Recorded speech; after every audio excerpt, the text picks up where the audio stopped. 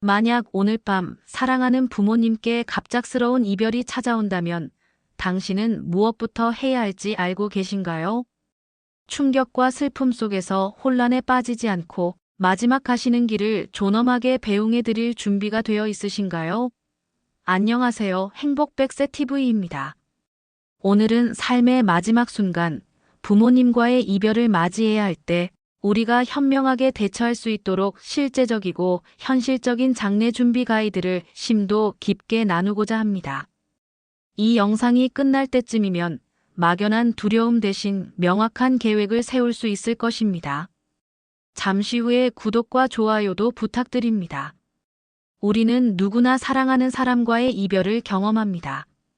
하지만 그 순간이 닥치면 대부분의 사람들은 예상치 못한 충격과 슬픔 속에서 당황하고 혼란스러워합니다. 부모님의 임종 소식은 마치 마른 하늘의 날벼락처럼 다가올 수 있습니다.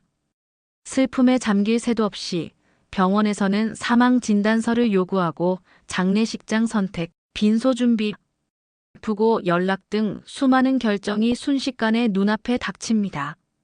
정신없이 진행되는 장례 절차 속에서 우리는 고인에게 충분한 애도를 표하지 못하고 오히려 해야 할 일들에 짓눌려 더 큰 상실감에 빠지기도 합니다. 2023년 보건복지부 조사에 따르면 대한민국 국민의 약 70%가 가족 장례를 치르면서 준비 부족으로 인한 어려움을 겪었다고 답했습니다. 특히 50대 이상의 중장년층 자녀들은 부모님 장례를 직접 치러야 하는 경우가 많아 더욱 현실적인 대비가 필요합니다. 과연 우리는 이 중요한 순간을 어떻게 맞이해야 할까요? 먼저 우리는 한국의 전형적인 3일장 절차를 이해할 필요가 있습니다. 일반적으로 임종 후 첫째 날은 운구와 안치, 빈소 설치가 이루어지고 둘째 날은 입관과 염습, 조문객 맞이가 본격적으로 시작됩니다. 마지막 셋째 날은 발인과 운구, 화장 또는 매장으로 장례를 마무리하게 됩니다. 이 모든 과정이 불과 72시간 안에 이루어지며 가족들은 짧은 시간 안에 많은 결정을 내려야 합니다. 부모님의 마지막 길을 아름답게 배웅해 드리기 위한 가장 현명한 방법은 바로 사전 준비입니다. 이는 단지 실용적인 문제를 넘어 고인과 남은 가족 모두에게 존엄과 평안을 선사하는 중요한 과정입니다. 첫째, 경제적 부담을 줄일 수 있습니다. 장례는 예상보다 많은 비용이 발생합니다. 한국의 한 연구기관에 따르면 일반적인 3일장 비용은 평균 1,000만 원에서 2,000만 원에 달한다고 합니다. 빈소 사용료, 수액, 관, 음식, 장례 지도사 비용, 화장 또는 매장 비용, 안치 비용 등 다양한 항목에서 비용이 발생하며 지역과 선택하는 서비스에 따라 천차만별입니다. 갑작스러운 지출은 남은 가족에게 큰 경제적 부담으로 다가올 수 있습니다. 미리 장례 방식과 예산을 계획하면 불필요한 지출을 줄이고 합리적인 선택을 할 수 있습니다.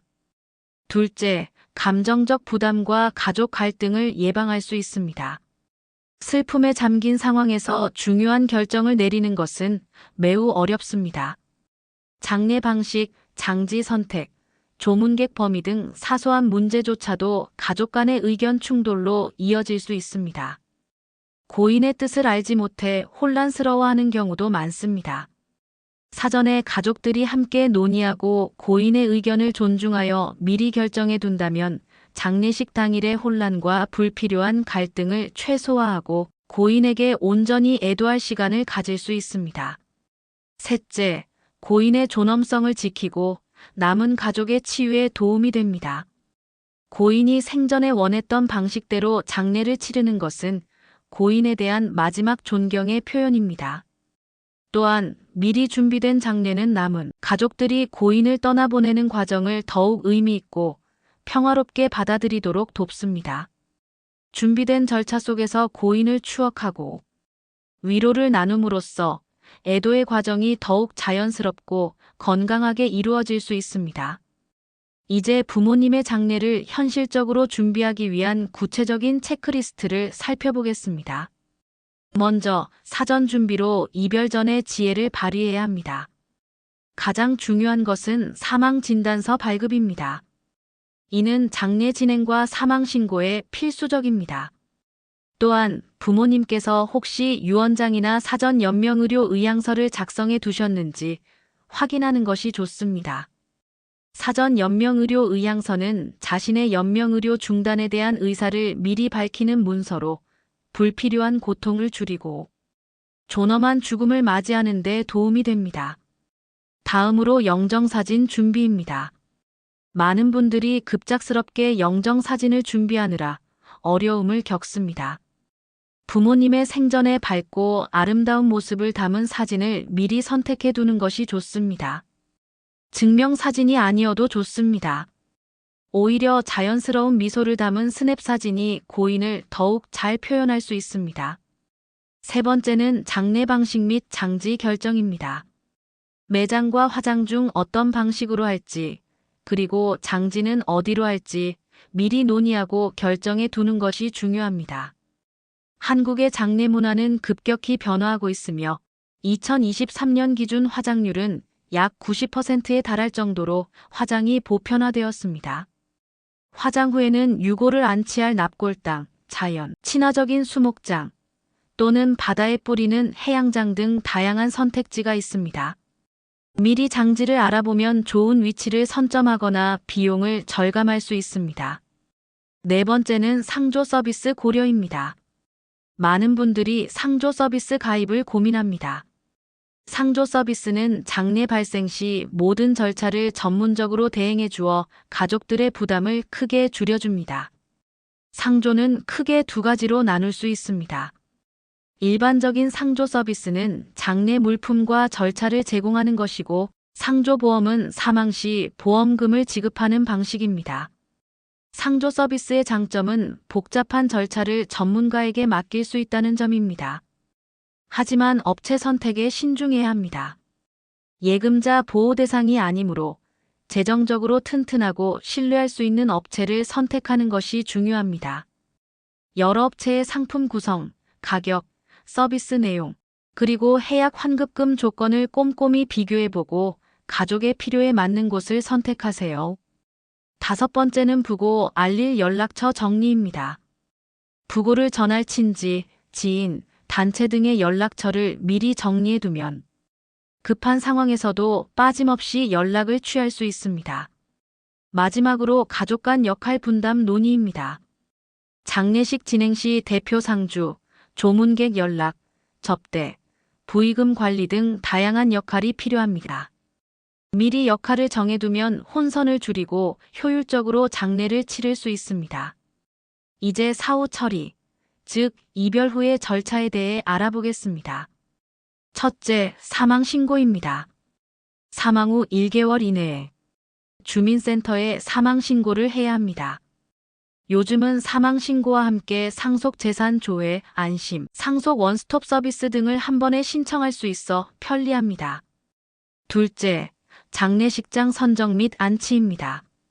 의료기관이나 사설 장례식장 중 가족의 상황과 고인의 뜻에 맞춰 선택합니다. 고인이 임종하면 장례식장으로 운구하여 안치실에 모시게 됩니다. 이후 장례 지도사와 상담하여 빈소 크기, 제단 장식, 음식 등 세부 사항을 결정합니다. 셋째, 염습 및 입관입니다. 염습은 고인의 몸을 깨끗하게 씻기고 수의를 입히는 과정이며, 입관은 고인을 관에 모시는 절차입니다. 고인과 마지막으로 만나는 중요한 시간이며, 고인이 생전에 좋아했던 물건이나 편지 등을 함께 넣을 수도 있습니다. 단 화장 시 문제가 될 수 있는 금속류나 두꺼운 의류는 피하는 것이 좋습니다. 넷째, 발인 및 운구입니다. 장례의 마지막 날 발인제를 지내고 고인을 화장장이나 매장지로 운구합니다. 장의버스와 리무진 등 운구 차량 준비도 이때 이루어집니다. 다섯째, 화장 또는 매장 및 봉안입니다.